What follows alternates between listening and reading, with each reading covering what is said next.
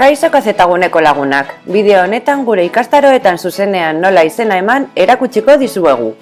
Hasteko kazetagunearen webgunean sartuko gara, irubebikoitz.kazetagunea.eus eta saioa hasiko dugu gure erabiltzaile eta pasaitzarekin. Urrats hori inskripzio prozesuan ere egin dezakegu, beraz, orain egiten ez baduzue ez kezkatu, aurrerago eskatuko dizkizuegu kredentzialak. Ondoren, hurrengo ikastaroak erlaitzean klik egingo dugu. Ikusten duzuenez, orriak bilatzaile bat erakusten digu, kazetagunearen, ikastaro motaren eta ikastaroaren arabera iragazteko aukerekin.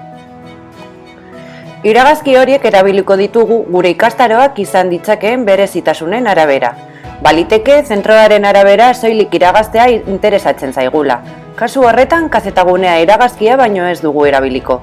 Gainera, interesatzen zaigun formakuntza mota hitzaldia bada, ikastaro mota izeneko iragazkia ere erabiliko dugu. Azkenik, ikastaro jakin batean interesa izanez gero, ikastaroa iragazkia erabili ahal izango dugu. Bertan, gure katalogoan eskaintzen diren ikastaro guztiak erakusten dira. Gure kasuan, urrutiko ikastaro bat egin nahi dugu. Beraz, ikastaro mota izeneko iragazkia erabiliko dugu.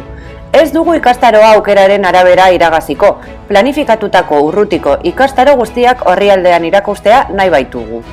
Ikusten duzuenez, bilatu botoi urdinean klik egin eta gora eginda klik eginda, planifikatutako urrutiko ikastaroen zerrenda oso agertuko zaigu. Ikastaroaren iraupenari, hasiera eta amaiera datari eta hizkuntzari buruzko informazioarekin. Ikastaroari buruz gehiago jakin nahi badugu, beti egin ahal izango dugu klik ikastaroaren izenburuan eta haren fitxara eramango gaitu. Bertan, ikastaroaren helburuei, eskakizunei eta laburpenari buruzko informazioa aurkituko dugu. Kasu honetan, interesatzen zaigun ikastaroak plazak ditu, izena emateko aukera ematen baitigu. Ikastaroa osorik egonez gero, lauki urdina gorriz agertuko da, bideoan agertzen den bezala. Oso ondo, ikastaroan izena emateragoaz. Hasteko, izena eman sakatuko dugu. Saioa hasi dugunez, plangintzaren datuak eta harremanetareko datuak besterik ez zaizkigu agertuko. Datu horiek berrikustea gomendatzen dugu, izan ere, zuzenak ez badira ezingo gara zurekin harremanetan jarri. Dena ondo dagoela ikusi ondoren, onartu sakatuko dugu. Gure inskripzioa behar bezala egin dela ziurtatzeko, hurrengo orrialdean mezu berde hori agertuko zaigu.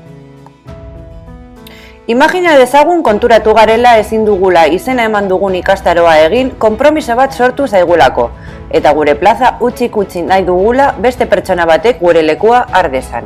Oso erraza, kazetagunearen webgunean sartu eta saioa hasiko dugu. Nire kontua sakatuko dugu eta nire ikastaroa atalean sartuko gara. Ikusten duzunez, 3 erlaitz izango ditugu, gure gaur egungoekin egiteke eta eginda.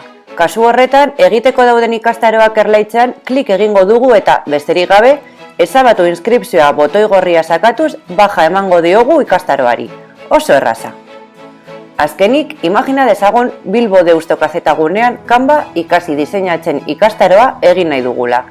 Eskuragarri dagoen ikusteko, aldez aurretik esan dugun bezala hurrengo ikastaroak atalean sartuko gara eta kazetagunearen eta ikastaroaren arabera iragaziko dugu eta bilatu botoian klik egingo dugu. Ara, sorte txarra, ez dago prest ikastaroa une honetan. Beno, ez da ezer gertatzen. Eman izena itxaron zerrendan botoian sakatuko dugu. Horrela, ikastaroa planifikatuta dagoenean izena emateko abisua emango digute. Oso erraza.